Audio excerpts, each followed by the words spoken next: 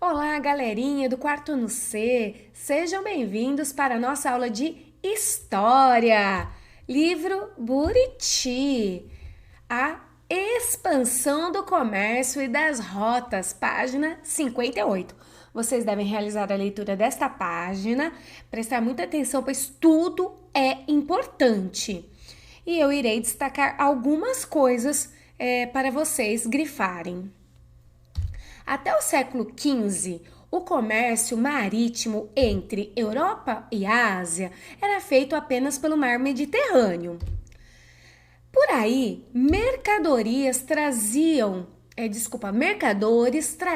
tecidos de seda, tapeçarias, pedras preciosas, porcelanas e especiarias que eram vendidas por toda a Europa. As especiarias são produtos como cravo, canela, noz moscada, baunilha, gengibre e pimenta, usadas para temperar e conservar alimentos e na fabricação de remédios e perfumes. Elas eram caras no mercado europeu. Aqui nós temos a imagem de algumas especiarias. Hoje nós compramos as especiarias no mercado, na feira, e elas são bem baratas, mas naquela época elas eram utilizadas para conservar o alimento, pois não existiam geladeiras nem freezers. Então, elas eram raras, pois elas existiam nas Índias. Quando a gente fala Índias aqui, a gente está falando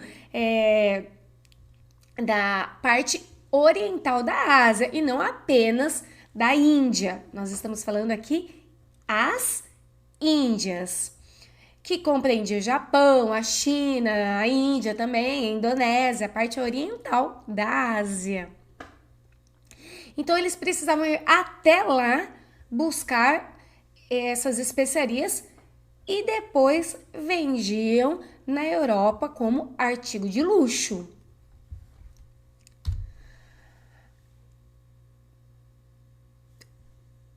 O comércio das especiarias e de artigos de luxo era muito lucrativo e controlado por mercadores árabes e italianos das cidades de Gênova e Veneza, que dominavam as rotas marítimas do mar Mediterrâneo. Empenhados em chegar às Índias, outros povos europeus, como os portugueses, enviaram embarcações para contornar a África pelo Oceano Atlântico.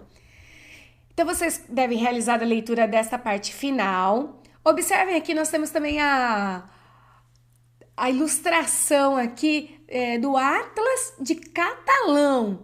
É a representação de uma caravana de Marco Polo, navegador veneziano que viajou para a China e que tem um vídeo contando um pouco sobre as viagens de Marco Polo. Tem um desenho animado aí no nosso canal. Quem ainda não assistiu e puder assistir, é bem interessante. Então, essas explicações eu vou fazer na próxima página, que nós temos aqui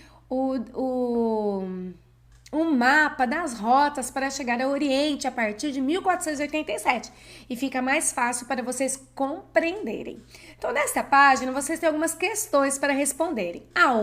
O que são especiarias, para que elas são utilizadas? Isso a resposta desta questão vocês vão encontrar na página anterior.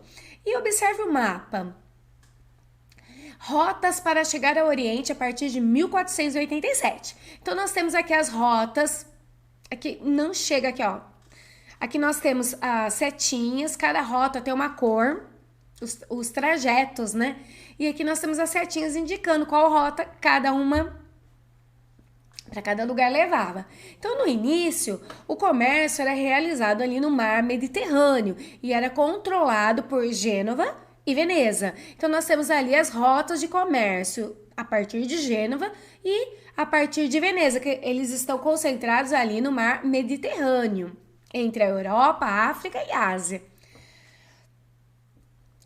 Quando Portugal começou a investir nas navegações, ele precisava encontrar uma nova rota. Então, eles pensaram em contornar a África, chegar aqui no sul, aqui na pontinha, para chegar até a Ásia, que era conhecida como as Índias, a parte oriental da Ásia. Só que ali no cantinho, lá na pontinha da África, tinha o Cabo das Tormentas, era um cabo onde tinham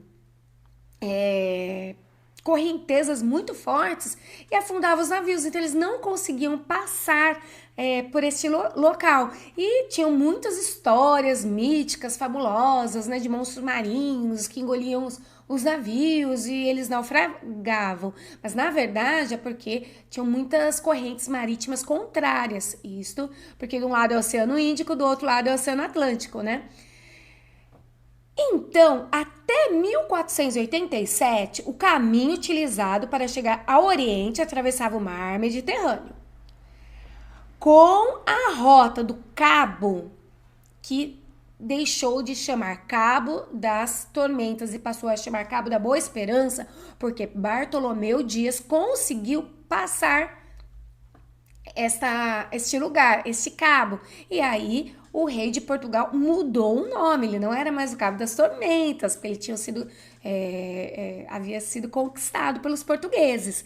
Então passou a chamar Cabo da Boa Esperança, mas Bartolomeu Dias chegou só até ali, passou ali, viu que era possível cruzar, contornar a África e chegar até as Índias. Então, observe que a rota está com o trajeto laranja, amarelinha, né? E aí, então não passa dali.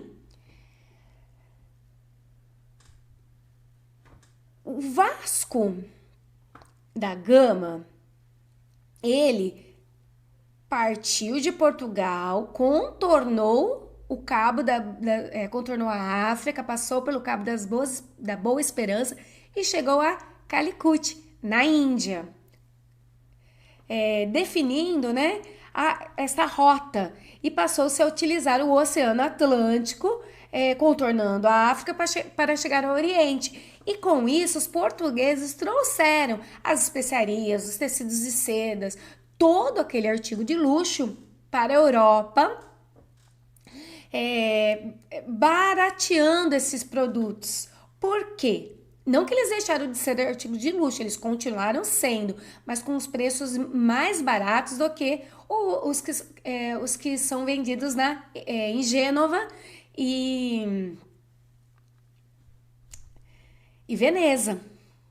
Então, com o lucro desta navegação para o Oriente, desse comércio com o Oriente, Portugal investiu nas navegações. Iniciou-se um novo ciclo comercial e mundial, que é o período das grandes navegações, no qual ocorreram grandes descobertas, como o continente americano, e também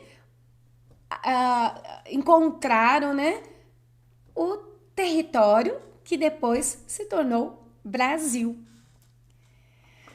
Então, com essa explicação, vocês conseguem responder a A e a B.